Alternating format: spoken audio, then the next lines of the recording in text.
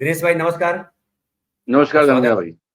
भाई। दर्शकों में आपसे मिलवा दूं दिनेश भाई को। दिनेश भाई पहली बार हमारे साथ जुड़े हैं। दिनेश जुयाल हैं, देहरादून में रहते हैं और वरिष्ठ पत्रकार हैं। अमर उजाला और हिंदुस्तान जैसे अखबारों के संपादक रहे हैं और बेहद जो है बेबाक है। जमीन की हकीकत इनको पता रहती है, उत्तराखंड के बारे में बखूबी जानते हैं। दिनेश भाई प्रधानमंत्री गए हुए हैं, आपके स्टेट गए हुए जी और स्टेट जाकर के वो जो है ग्रामीण सड़क जो होती है, जो आमतौर पे विधायक जिसका उद्घाटन कर दिया करते, छोटी छोटी जी पुलिया का उद्घाटन करने गए। क्या लगता है, आप तो लंबे समय से पत्रकारिता में रहे, कोई ऐसा प्रधानमंत्री देखा जो हर जगह जाकर के उद्घाटन और शिलान्यास कर दिया करता है, छोटी छोटी जगहों पे भी चला जाता है उद्घाटन करने के लिए? इतना उद्घाटन करने का श्रेय लेने का जो है क्यों उनको आदत लगती है? देखिए, मोदी जी बहुत दयालु कृपालु हैं। वो भक्त वत्सल हैं और उत्तराखंड पर उनकी विशेष कृपा है। जब वो यहाँ आते हैं तो वो कहते हैं मैं धन्य धन्य हो जाता हूँ जब देव भूमि के दर्शन पाता हूँ। तो दूसरी बात भी है कि उत्तराखंड भी धन्य है आज कि उनके दर्शन हुए। तपस्वी हैं, उन्होंने यहीं किसी उत्तराखंड में तपस्या की है, जिसके बुते आज वो इतने बड़े पद पर हैं। आपने देखा होगा केदारनाथ में उनकी तपस्थली, वो गेस्ट हाउस का कोना। तो आज सुबह वो यहाँ पहुँच गए हैं और पार्वती कुंड के पूजन अर्चन हो चुका है।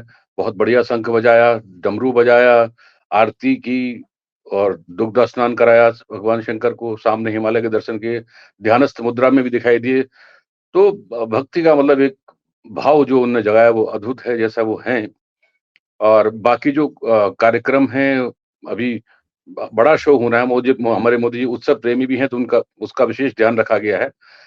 कई दिन से पिथौरागढ़ में बहुत सारे कलाकार, 2700 कलाकार, कल उनकी फुल ड्रेस रिहर्सल थी, तो कल उन्होंने रिहर्सल की। तो उसमें वहाँ के छोले नृत्य हैं, जोड़ा नृत्य वाले हैं, तो उनकी रिहर्सल भी है। वो बहुत पूरा मैदान भरा होगा, 2700 कलाकार कम नहीं होते। उनका नृत्य मोदी जी देखेंगे। और अभी वो जागेश्वर धाम में भी उनको पूजा करनी है।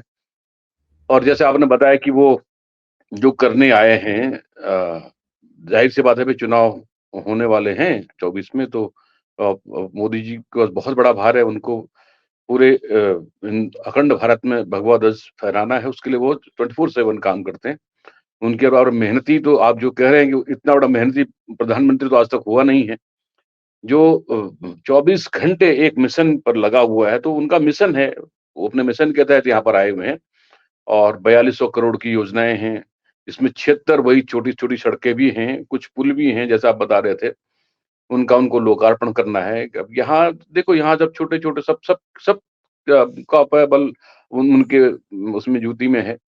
तो यहाँ एक्चुअली जो भी यहाँ उत्तराखंड एक ऐसा राज्य है कि जहाँ पर जो मुख्यमंत्री होते हैं, वो दिल्ली के क्या बोलेंगे उनको, दिल्ली का अनुचर होते हैं, प्रतिनिधि होते हैं। हाँ, मतलब वो दिल्ली के भक्त होते हैं, सेवक होते हैं, सीधी-सीधी बात है। अर्दली हाँ, होते हैं, दिल्ली के सेवक होते आगे हैं। स्थान होते हैं। अब जी, जी, जी। तो अभी जो हमारे मुख्यमंत्री हैं, वो बहुत ही भाग्यवान हैं, क्योंकि देखिए अभी 2 साल पहले तक, 2 ढाई साल पहले तक उनको कभी किसी ने राज्य मंत्री या ओहदेदार बनाने का भी जो है वो सोचा नहीं। ऐसे धाकड़-धामी को मोदी जी ने कृपा करके और सीधे-सीधे मुख्यमंत्री बना दिया। तो और उसके इतना ही नहीं, वो चुनाव में हार गए उसके बाद। एग्जैक्टली। उनके नेतृत्व में चुनाव हार गए और उसके बाद फिर उनको मुख्यमंत्री बनाया। तो इसकी क्या ऐसे वजह लगती है? इसकी क्या वजह अरे लगती है? भक्त, इतनी कृपा इसकी कैसे? वजह यही तो भक्त और भगवान का रिश्ता है। हाँ हाँ। अब देखिए, जब जब तीरथ सिंह रावत जब यहाँ से वो थोड़े दिन आए बेचारे, अजय दिन उनको जीन्स वीन्स पता नहीं क्या-क्या बोल गए। उन 2 मुख्यमंत्रियों ने बड़ी फजीहत करी थी भाजपा की। तो तीरथ सिंह रावत जब जा रहे थे, तो उन्होंने क्या कहा कि भई मैं गरीब आदमी, मेरे को आपने मुख्यमंत्री के पद में नवाजा, ये सब करके। तो यहाँ ऐसे ही लोग हैं, ऐसे कृपा पाने के लिए आतुर बहुत सारे लोग हैं। और सबको कृपा चाहिए। या तो जो विधायक बनता है वो मुख्यमंत्री का सपना देखता है, बहुत भाग्यवान होते हैं जिनको मिलता है, जैसे कि पुष्कर सिंह धामी हैं। तो मोदी जी पुष्कर सिंह धामी के इलाके में हैं आज। वो अच्छा। आते हैं यहाँ पर, 4 धाम दर्शन करते हैं। और बद्रीनाथ में जैसा उनका केदारनाथ में रेड कॉर्पोरेट वेलकम होता है, वैसे आज भगवान शंकर ने उनका रेड उनको कॉर्पोरेट बुलाया वेलकम है। किया। जी, जी, नहीं, रेड कारपेट वेलकम, बाकायदा लाल कारपेट बिछी थी जिस पर मोदी जी चल के गए। सफेद चोंगा, सफेद पगड़ी और मतलब दिव्य स्वरूप में वो वहाँ उन्होंने दर्शन दिया। ये हमारे पास और एक ये जो है फोटो है। जी, जी, जी, जी, अब देख लीजिए, अब क्या क्या दिव्य रूप है, ये दिव्य रूप है। तो बस अब ये बताएँ, ज देश का सबसे बड़ा आदमी इस इतने भक्ति के भाव से यहाँ पर मौजूद है, देवभूमि है, इससे बड़ा बात क्या हो सकती है? तो इस उस ये भी उत्सव का एक हिस्सा है। तो ये जो हमारे धाकड़ धामी जी ने उनको इस उत्सव को बहुत ही बढ़िया ढंग से उन्होंने अरेंज किया, कई दिनों से लगे हुए थे। जैसे मैंने कहा, 2700 कलाकार नृत्य करेंगे मोदी जी के सामने अभी, और मोदी जी फिर कहेंगे, भाइयों और बहनों, अपने चूँकि इस बार उनका जनजातीय क्षेत्र उनका टारगेट है, कैलाश मानसरोवर वाले रूट पर वो हैं, वहाँ जाएँगे, फिर तरफ अल्मोड़ा भी जाएँगे।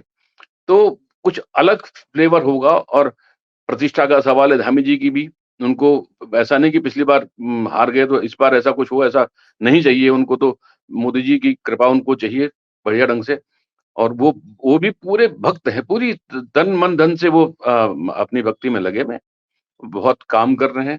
केंद्र उनसे बहुत खुश है। अभी देखो 4200 करोड़ मिला, यहाँ कई करोड़ मिलते जा रहे हैं, मिलते जा रहे हैं। अभी ये कहाँ आते हैं, कहाँ जाते हैं, कैसे खर्च होते हैं, ये अलग मसला है, जो वो लोग, विरोधी अच्छा। लोग उस पे बहस करते रहें। लेकिन ये बहुत समर्थ मुख्यमंत्री हैं। अब देखिए, यहाँ पर 2 माफिया प्रसिद्ध कहे जाते हैं, एक कहते हैं शराब माफिया, और एक कहते हैं खनन माफिया।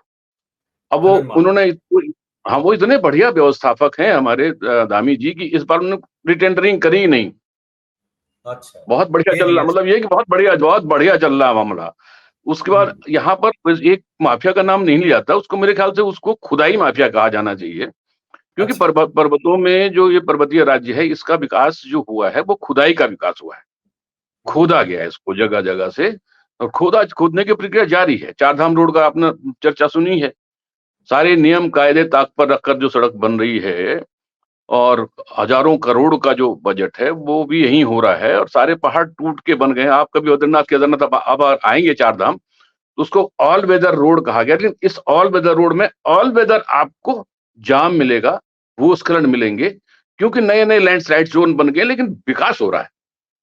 तो हम्म। ऐसे ही विकास और भी गाँव-गाँव में हो रहा है। तो ये सड़कें जो बन रही हैं गाँव-गाँव में, क्योंकि बनाने वाले जो हैं वो बेचारे, उनको यहाँ का अंदाज़ा नहीं, वो बाहर के लोग हैं। यहाँ के लोगों के पास इतना पूँजी-पत्ता है नहीं कि वो बड़ी-बड़ी सड़कें बना सकें। तो वो अपने हिसाब से बना रहे हैं, जैसे बनता है। हमारे बिहार में भी सर वो आते हैं, वहाँ गुजरात से आते हैं बनाने वाले। जी, जी, जी, जी, तो वही सब गुजरात से बड़े-बड़े लोग हैं। जी। तो वो बहुत आ रहे हैं, कमा रहे हैं। देखिए, बहुत बढ़िया जो ये जो खनन विकास है यहाँ का, खुदाई विकास है उत्तराखंड का, इसमें जो अ, फलते-फूलते हैं, नेताजी फलते-फूलते हैं, ठेकेदार फलते-फूलते हैं, इंजीनियर फलते-फूलते हैं, और इनके फलने-फूलने का मतलब है कि माला-माल हैं सब लोग। मतलब विकास है, और जी। इतना विकास होता है कि कोई यहाँ एक छोटे से प्रांत का मुख्यमंत्री इतना सक्षम होता है कि वो इलेक्शन फंड में ठीक-ठाक दे सकता है लेकिन ना? लेकिन जो सवाल सवाल सर मेन आता है दिनेश भाई, वो ये जी, कि इस तरह से अगर आप, जो पहाड़ का इलाका होता है वो समतल इलाकों की जी, तरह नहीं है कि आप कहीं भी जी, काट दीजिए, कहीं भी छाट दीजिए, कहीं कुछ कर दीजिए। पहाड़ी इलाके में बड़ा जरूरी हो जाता है कि आप कोई भी कंस्ट्रक्शन का काम कर रहे हैं तो जो वहाँ का जो एटमोस्फियर है, जो वहाँ का जो जो भौगोलिक स्थिति है, जो पर्यावरण है, उसका आप ख्याल रखें। और अगर ख्याल नहीं रखेंगे तो उसका खामियाजा बड़ा भयानक भुगतना पड़ेगा। तो क्या आपको लग रहा है जो इस तरह के लगातार बदलाव किए जा रहे हैं पैसे के इसमें या विकास के, कथित विकास के तौर पे, उससे उत्तराखंड का कितना नुकसान हो रहा है? उसका जो है क्या क्या उसका खामियाजा भुगतना पड़ेगा उत्तराखंड को? देखिए धनंजय जी, सबसे पहली बात तो जो स्थापित नियम कानून है, वो गड्ढे में पड़ गए हैं। उत्तराखंड के लिए नया हिल रोड मैनुअल होता है, अलग से होता है। यहाँ पर सेंसिटिव ज़ोन के हिसाब से नियम बने हुए हैं कि कहाँ क्या आपको करना है। पर्यावरण की अनुमति यहाँ पर मिलना आसान नहीं है, लेकिन वो सब किनारे हैं। तो ये इसका एक नमूना चार धाम रोड है। ये जो ऋषिगंगा की बाढ़ है, जो बांध बन रहे हैं लगातार, इनका लगातार विरोध और मामला सुप्रीम कोर्ट में पहुंच रहे हैं। सुप्रीम कोर्ट ने एक हाई पावर कमेटी बनाई, बांधों के लिए बनाई, या इस चार धाम रोड के लिए बनाई। हाई पावर कमेटी में जो पर्यावरणविद हैं, साइंटिस्ट हैं, वो कहते हैं भैया सड़क ऐसे मत बनाओ। लेकिन जो आईएएस है, जिनकी मेजोरिटी है उस कमेटी में, वो कहते हैं नहीं साहब यही सही है, और वो सुप्रीम कोर्ट को रिपोर्ट भेजते हैं, ओके। फिर रिजल्ट आता है, फिर ये बोलते हैं, साइंटिस्ट बोलते हैं नहीं, नॉट ओके। फिर कहते हैं चलो इनकी निगरानी में बनाते रहो, काम हो रहा है। उनकी जो अध्यक्ष थे उस कंपनी के हट गए हैं। वो कंपनी डिफंक्ट, वो सॉरी, वो हाई पावर कमेटी डिफंक्ट है एक तरह से। विकास हो रहा है। तो नियम कायदे सब वो है। और जो नुकसान की आप बात करें तो मैंने बताया आपको कि आप उत्तराखंड आइए, अपनी आंखों से देखिए कि जो नदियों को जगह जगह बेवजह अनावश्यक बिना नियम कायदे ताक पर रखकर रोका जा रहा है बांध के नाम पर। कुछ तो ऐसे हैं कि बन ही नहीं पा रहे, लेकिन नहीं, जिद है कि बनाने हैं। 2000 से अब तक प्रोजेक्ट पूरा नहीं हो रहा, बनाना है क्योंकि जिद है। और जी सड़कों का हाल आप देखिए, चारधाम रोड पे आप निकल जाइए कहीं पर, आपको जगह जगह भूस्खलन मिलेंगे। और बरसात में तो बहुत ही बुरा हाल है। ये हाल इतना सेंसिटिव, ये हिमालय जो है ये अभी अभी शैशव काल में है। ये बढ़ रहा है, बन रहा है यहाँ पर। और इस काल में अगर आप किसी को ये तो मारने जैसी स्थिति हो गई, अगर उसको बचपन में चोट मारोगे तो उसका ज्यादा असर होता है, वो हिमालय के साथ में हो रहा है। तो बिल्कुल ही कहते हैं आप सस्टेनेबल डेवलपमेंट और पर्यावरण फ्रेंडली और अला फला दुनिया भर की बातें दिल्ली करती है, लेकिन यार वो ये हिमालय के लिए कहाँ है? हिमालय जो सबसे नया पर्वत पर्वत है, इस पर्वत श्रृंखला के साथ में जो क्रूर मजाक हो रहा है। अभी मोदी जी जिस इलाके में गए हैं, वहां पर एक बहुत बड़ी झील बन रही है, नेपाल तक जाएगी, पंचेश्वर बांध। उसमें लाखों प्रजातियां बन के लुप्त हो जाएंगी, लेकिन बनेगा साहब, है ना। लोग विस्थापन की बात आई तो लोगों ने फर्जी तरीके से कमेटियां बना के नहीं नहीं हो गया, ऑल हो गया, ऑल हो गया, सब मैनेज हो रहा है, सारी चीजें मैनेज हो रही है। होता वही है जो दिल्ली चाहती है। आजकल दिल्ली मोदी जी की दिल्ली है, लेकिन मोदी जी तो की दिल्ली, मुझे पहाड़ के प्रति अब तक जितने लोग हुए हैं दिल्ली में, उनमें से पहाड़ के लिए इतना असंवेदनशील नेतृत्व प्रधानमंत्री। आज तक नहीं आया जितना इस समय है। तो पहाड़ तो धनंजय जी बहुत बुरी तरह करा रहा है। ले, और ले, ले, पहाड़ का ले, बहुत लेकिन दिनेश भाई, एक सवाल फिर ये बनता है कि पहाड़ बुरी तरह करा रहा है और हिमाचल प्रदेश का भी हालत बुरी है, उत्तराखंड की भी हालत बुरी है, लेकिन वोट तो आपके उत्तराखंड के लोग दे रहे हैं मोदी जी को नाम पर ही, और वोट अब नहीं दे रहे हैं, उनके सरकार लगातार बनवा रहा है। मोदी जी जिसको चाहे मुख्यमंत्री बना दे, आपने ही कहा। तो ये जनता खुश इतनी क्यों है? देखो साहब, धर्म प्राण जनता है यहाँ पर। 4 धाम हैं, पंच केदार हैं, पंच बदरीश हैं, पंच प्रयाग हैं, जगह हर पहाड़ के ऊपर मंदिर है।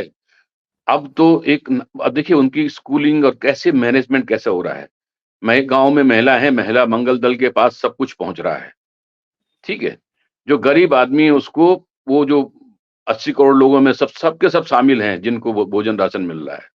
अच्छा। फौजी भाई हैं तो फौजी भाइयों के बकायदा ग्रुप बना करके उनको हिंदुइज्म में ट्रेंड किया गया है। पूरा जो हमारे सिक्योरिटी फोर्सेस हैं उनमें एक डाल दिया गया उनके घर परिवार में। कीर्तन मंडल हैं ये सब। तो उन्होंने बहुत बहुत बहुत काम किया है साहब, वो उस काम की खा रहे हैं। और जो कोरोना काल था उसमें जो गांव में कभी संघ वंघ नहीं, वो गांव में संघ की शाखाएं शुरू हो गई हैं। ओ। और तो ये उन्होंने मतलब पूरा जो इसको जन जन तक पहुंचाया, अपने अपने विचार को, अपने हिंदुइज्म को। और फिर ये मुसलमान तो है ही है। आज तो ये नया बहाना हो गया जो इजराइल में हो रहा है, तो कितने जी। क्रूर होते हैं मुसलमान, उसको दिखाने के लिए आजकल यहाँ बहुत वीडियो चल रहा है। तो अच्छा। ये जो परसुएशन थियरी है पॉलिटिकल पर्संस की जो वो करते हैं, तो उसमें भारतीय जनता पार्टी बहुत बढ़िया काम कर रही है। और उस हिसाब से यहाँ पर आप सही कह रहे हैं कि यहाँ के लोग बाग भारतीय जनता पार्टी के वोटर हैं, मेजोरिटी। और बाकी जो सुविधा भोगी हैं साहब, जो पावरफुल लोग हैं, अभी इतना बढ़िया इलेक्शन मैनेजमेंट देखिए। आंगनबाड़ी कार्यकर्ता, शिक्षक, इन सब जगह इनको कैसे कहाँ मोबिलाइज करना है, किसको क्या चाहिए, लो भाई, लेकिन आपको हमारे सेनानी बनना है। तो बहुत तरीकों से भारतीय जनता पार्टी ने अपने वोटरों को तैयार किया है। और लेकिन ऐसा भी नहीं है कि हमेशा चीजें एक जैसी रहती हैं, चीजें धीरे धीरे बदल रही हैं। आपने एक मेरा एक सवाल है दिनेश भाई, इसके पहले कि आप जी कंटिन्यू करें। मेरा जी सवाल ये है कि वहाँ कांग्रेस बड़ा मजबूत हुआ करती थी। पहला जब स्टेट बना तो जी नारायण दत्त तिवारी, मुझे लगता है याद आ रहा है, अगर गलत तो करेक्ट कीजिएगा, नारायण दत्त तिवारी चीफ मिनिस्टर बने थे वहाँ। जी जी नारायण जी दत्त जी तिवारी एक कद्दावर नेता थे। वो एक उनके जी साथ विवाद जुड़ गया, वो अलग बात है, उससे उनका आकलन नहीं किया जा सकता है।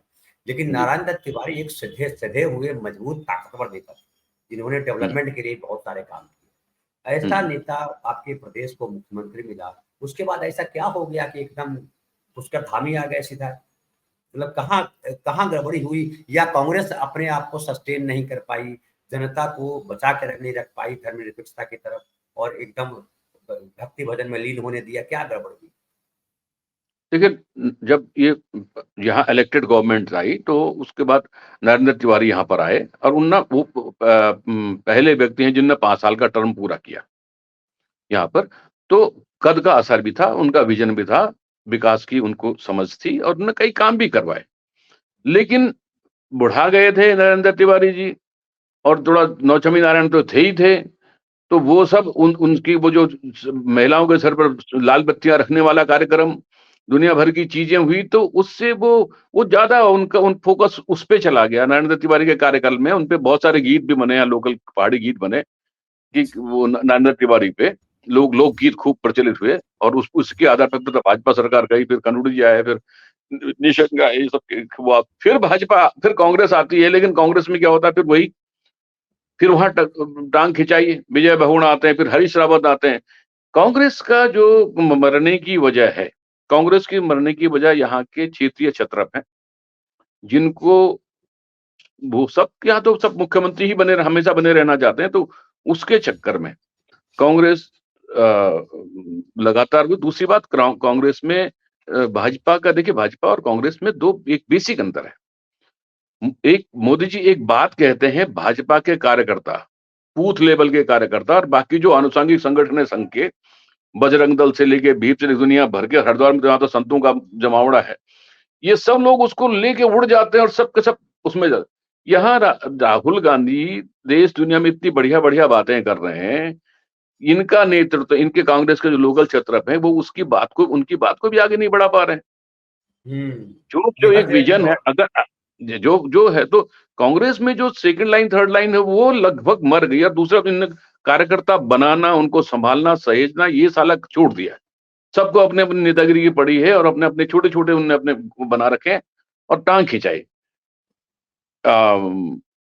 एक हमारी महिला नेतृत्व थी नरेंद्र तिवारी जी के साथ में, हल्द्वानी से, मुख्यमंत्री के दावेदार हरीश रावत थे, लड़ते रहे आपस में, है ना। मतलब कांग्रेस जब होता तो अभी विपक्ष में तो भी लड़ाइयां जा रही है। तो कांग्रेस की इन फाइटिंग, अब कर्त प्रयोग भी ऐसे हरक सिंह रावत को ले आते हैं। इतनी कमजोर कांग्रेस कि कांग्रेस को तोड़कर, सरकार तोड़ करके पूरी कांग्रेस जो है भाजपा में चली जाती है, जो सारा टॉप इनका होता है।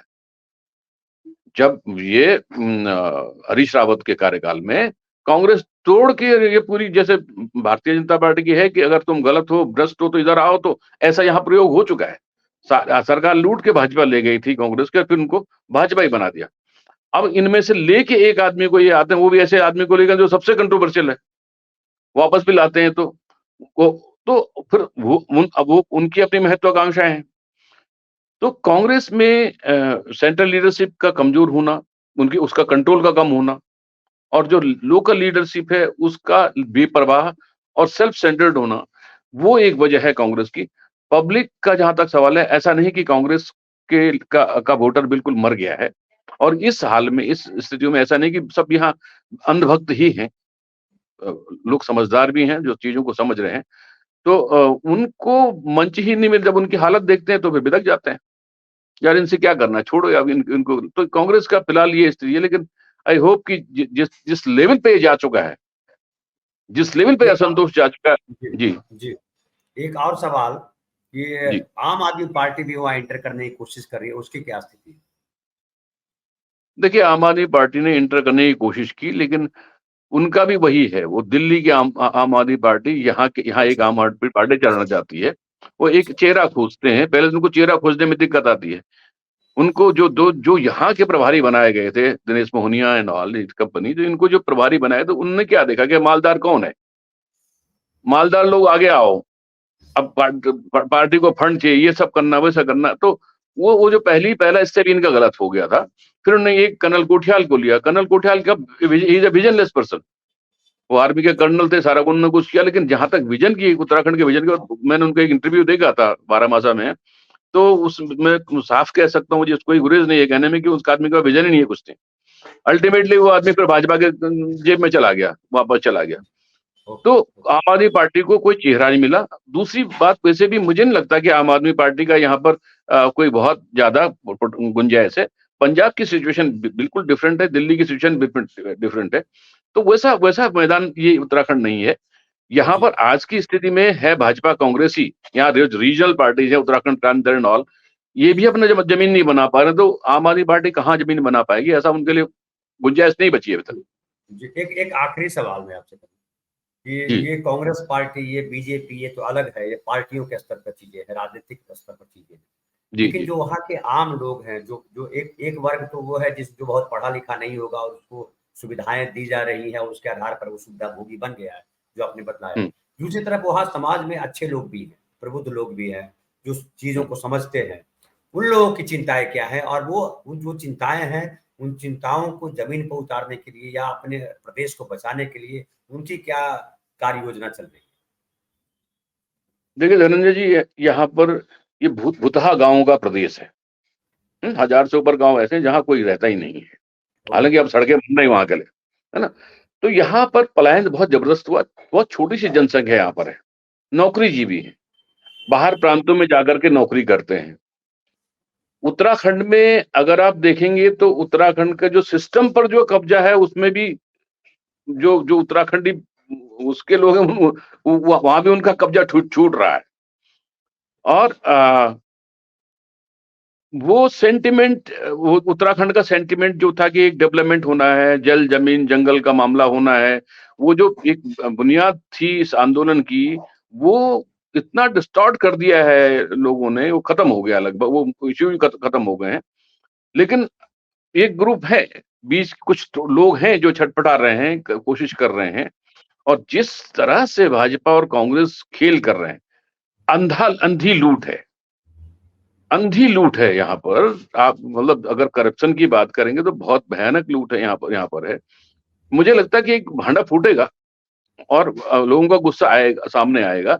और कुछ अगर इलेक्शन मैनेजमेंट जो बीजेपी का इतना जबरदस्त किस्म का है, वो कब तक इस तरह रहेगा, है ना। कांग्रेस को, अगर कांग्रेस अभी जैसे 5 राज्यों के चुनाव में कुछ अच्छा कर जाती है, छाया पड़ेगी पड़ेगी यहाँ पर भी, हिमाचल जैसी छाया पड़ेगी यहाँ पर भी। जी, तो आप मतलब आपकी बातों से मैं ये निकालूं कि दिल्ली में जब जी सरकार बदलेगी तब जाकर के उत्तराखंड में कुछ परिवर्तन हो सकता है, नहीं अदरवाइज जरूरी। यथा।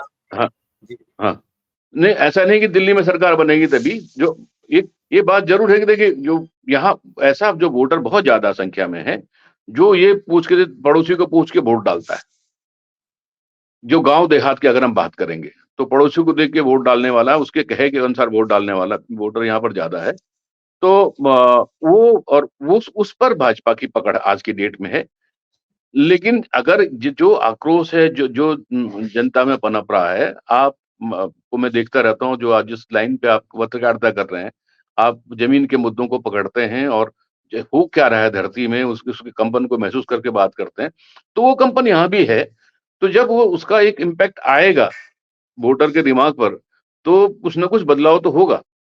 जी जी और लेकिन ये बात है कि जैसे मैंने कहा कि अगर अगर बाहर का लोग आएगा, अगर राहुल गांधी ने जो यात्रा करी है, उसको जो मैसेज है देश को जोड़ने का, दुनिया भर की बातें, और जो एक एज ए लीडर जो वो बोलते हैं, वो क्या बोलते हैं, जो शब्दों की बाजीगरी नहीं करते हैं नहीं ज्यादा। करते, वो जैसे सत्य को हमारे कहते मोदी जी, वो हाँ वो हैं। जी कुछ भी बोल देते हैं, कई बार बड़ी फंबलिंग होती है, कई बार वो बड़े अजीब अजीब बातें बोल देते हैं, लेकिन क्या करें। मोदी जी ने अपने आप को जो है ना एक आम भारतीय देहाती बना करके पेश किया है।